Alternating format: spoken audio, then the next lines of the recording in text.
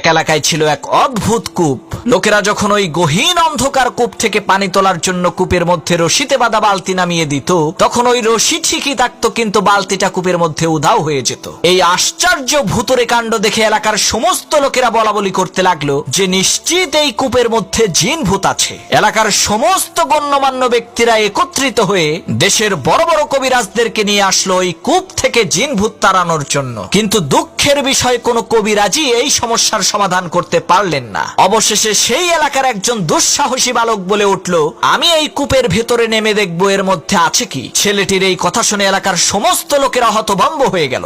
সকলেই তাকে বলতে লাগলো, ভাই এই কাজ করা তোমার মোটেও ঠিক হবে না, এটা কিন্তু তোমার আত্মহত্যার শামিল। তখন সেই ছেলেটি বলল, ইনশাল্লাহ আমার কিছুই হবে না, তবে আমার একটা শর্ত হচ্ছে, যেই রশিটা আমি মাজায় বেঁধে এই কূপের মধ্যে নামবো, ওই রশিটা তোমাদের সাথে আমার পিতাও যাতে ধরে রাখে। এলাকাবাসী বলল, এটা আবার কোনো শর্ত হলো নাকি? ঠিক আছে, তোমার পিতাও আমাদের সাথে রশিটা ধরবে, কোনো চিন্তা করবা না। কথা অনুযায়ী মাজায় রশি বেঁধে সেই ছেলেটি কূপের মধ্যে নেমে দেখতে পেল কূপের মধ্যে একটি বান্দর বসে আছে। তখন সেই ছেলেটি বুঝতে পারলো, আরে এই বান্দরটাই তো কূপ থেকে পানি উঠানোর সময় রশি থেকে বালতিগুলোকে খুলে রাখতো। তখন সেই ছেলেটি বান্দরটিকে কাঁধে নিয়ে ওই অন্ধকার কূপের নিচ থেকে চিৎকার দিয়ে বলে উঠলো, আমাকে উপরে তোলো। তখন লোকজন রশি টেনে কূপের মধ্য থেকে তাকে আস্তে আস্তে উপরে উঠাতে লাগলো। এমন সময় ওই গহীন কূপের অন্ধকার ভেদ করে উঠে আসা ছেলেটির কাঁধে থাকা বান্দরের চেহারা দেখে লোকজন চিৎকার চেঁচামেচি করে বলতে লাগলো, আরে কূপের মধ্য থেকে ভূত উঠে আসছে রে, সবাই পালা।